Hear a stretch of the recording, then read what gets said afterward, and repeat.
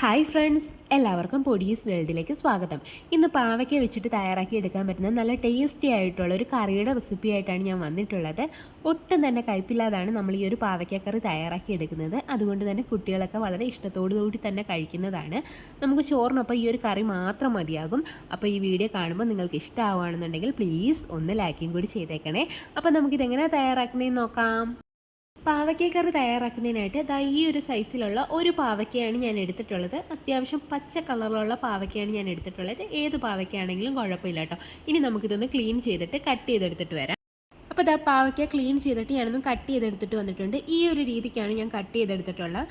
ഒരുപാട് തിന്നായിട്ടുമല്ല, എന്നാൽ ഒരുപാട് തിക്കായിട്ടുമല്ല, അതിൻ്റെ ഇടയിൽ നിൽക്കുന്ന ഒരു രീതിക്കാണ് ഞാനൊന്ന് കട്ട് ചെയ്തെടുത്തിട്ടുള്ളത്.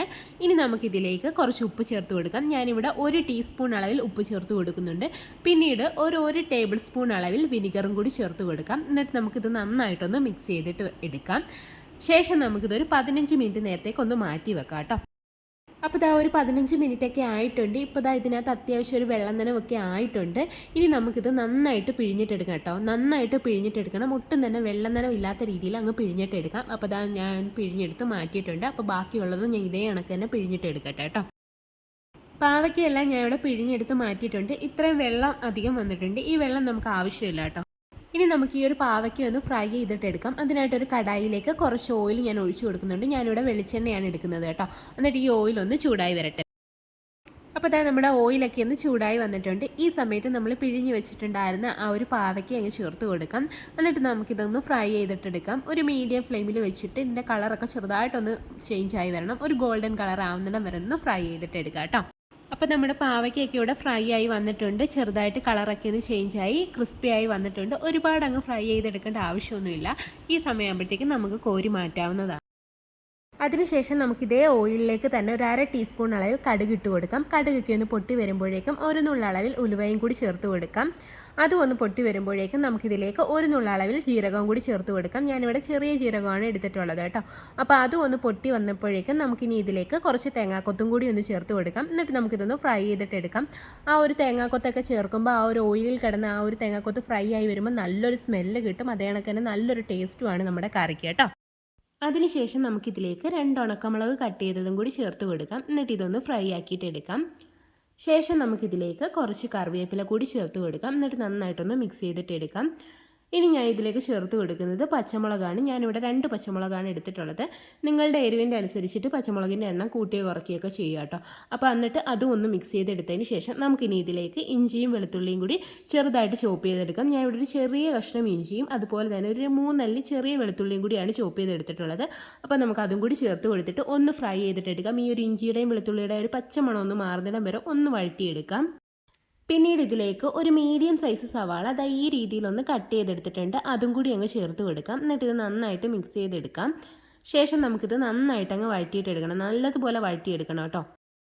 അപ്പോൾ സവാളയൊക്കെ ഇവിടെ നന്നായിട്ട് വഴണ്ടി കിട്ടിയിട്ടുണ്ട്. ഇനി നമുക്ക് ഫ്ലെയിം അങ്ങ് കുറച്ച് വെച്ചതിന് ശേഷം ഇതിലേക്ക് പൊടികളൊക്കെ ചേർത്ത് കൊടുക്കാം. ഞാനിവിടെ ഒരു 1/2 ടീസ്പൂൺ അളവിൽ മഞ്ഞൾപ്പൊടി ചേർത്ത് കൊടുക്കുന്നുണ്ട്. പിന്നീട് ഒരു ടീസ്പൂൺ അളവിൽ മല്ലിപ്പൊടി കൂടി ചേർത്ത് കൊടുക്കുകയാണ്.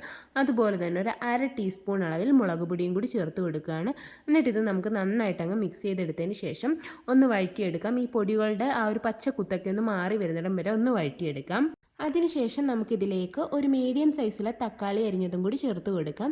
എന്നിട്ട് ഇത് നന്നായിട്ടൊന്ന് മിക്സ് ചെയ്തെടുത്തതിന് ശേഷം നമുക്കൊന്ന് വഴറ്റിയെടുക്കാം. ഇത് നന്നായിട്ട് ഉടഞ്ഞു വരണം, അതുവരെ നമുക്കൊന്ന് വഴറ്റിയെടുക്കണം. അതുകൊണ്ട് നമുക്കൊരു മൂടി വെച്ചിട്ടൊന്ന് അടച്ചു കൊടുക്കാം. ഒരു 1-2 മിനിറ്റ് നേരത്തേക്ക് ലോ ഫ്ലെയിമിൽ വെച്ചിട്ടൊന്ന് അടച്ചു വെച്ചിട്ട് കുക്ക് ചെയ്തിട്ട് എടുക്കാം കേട്ടോ.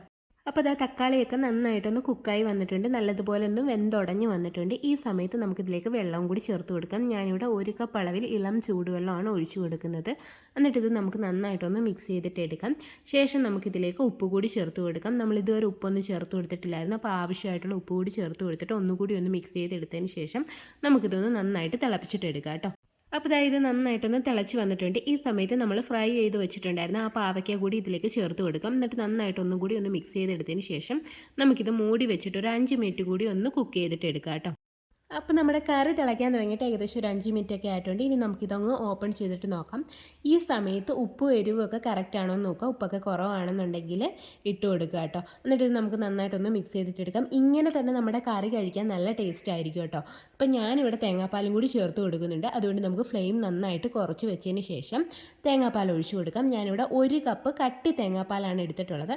അത് നമുക്കങ്ങ് ഒഴിച്ചു കൊടുക്കാം. എന്നിട്ട് നന്നായിട്ട് മിക്സ് ചെയ്തിട്ടെടുക്കാം. ഇനി കറി തിളയ്ക്കാൻ പാടില്ല കേട്ടോ. ചൂടായി മാത്രം വന്നാൽ മതിയാകും. ഇനി അവസാനമായിട്ട് നമുക്കിതിലേക്ക് കുറച്ച് കറിവേപ്പില ഇട്ട് കൊടുക്കാം. അതുപോലെ തന്നെ 1 ടീസ്പൂൺ അളവിൽ വെളിച്ചെണ്ണയും കൂടി ഒന്ന് ഒഴിച്ചു കൊടുക്കാം. എന്നിട്ട് നന്നായിട്ട് ഒന്ന് മിക്സ് ചെയ്തിട്ട് എടുക്കാം. അപ്പം നമ്മുടെ ടേസ്റ്റി ആയിട്ടുള്ള പാവയ്ക്ക പാൽക്കറി ഇവിടെ റെഡി ആയിട്ടുണ്ട്. വളരെ എളുപ്പത്തിൽ തയ്യാറാക്കി എടുക്കാൻ പറ്റുന്ന നല്ല ടേസ്റ്റി ആയിട്ടുള്ളൊരു കറിയാണ്. ഇനി നമുക്ക് ഫ്ലെയിം ഓഫ് ചെയ്തിട്ട് എടുക്കാം. ഇപ്പോൾ ഒരിത്തിരി ലൂസായിട്ടിരിക്കുന്നെങ്കിലും കുറച്ച് കഴിയുമ്പോൾ ഒരിത്തിരി തിക്കായിക്കോളൂ കേട്ടോ. അത് കറി നല്ല ടേസ്റ്റി ആയിട്ടുള്ള കറിയാണ്. ഒട്ടും തന്നെ കയ്പൊന്നും കാണത്തില്ല. കുട്ടികൾക്കൊക്കെ ഇഷ്ടപ്പെടും. ചോറിൻ്റെ കൂടെയൊക്കെ നമുക്ക് ഇത് മാത്രം മതിയാകും കഴിക്കാൻ വേണ്ടിയിട്ട്. ആ തേങ്ങാക്കൊത്തൊക്കെ ഇട്ടേക്കുന്നത് ഒരു പ്രത്യേക ടേസ്റ്റാണ്. അപ്പോൾ എല്ലാവരും ട്രൈ ചെയ്ത് നോക്കുക. വീഡിയോ ഇഷ്ടമായിട്ടുണ്ടെങ്കിൽ ഒന്ന് ലൈക്ക് ചെയ്യണേ. ആദ്യമായിട്ട് ചാനൽ കാണുന്ന കൂട്ടുകാരൊക്കെ ഉണ്ടെങ്കിൽ പ്ലീസ് ഒന്ന് സബ്സ്ക്രൈബ് ചെയ്ത് സപ്പോർട്ടും കൂടി ചെയ്യണേ. വീണ്ടും നല്ലൊരു വീഡിയോ ആയിട്ട് വരാം. Thanks for watching.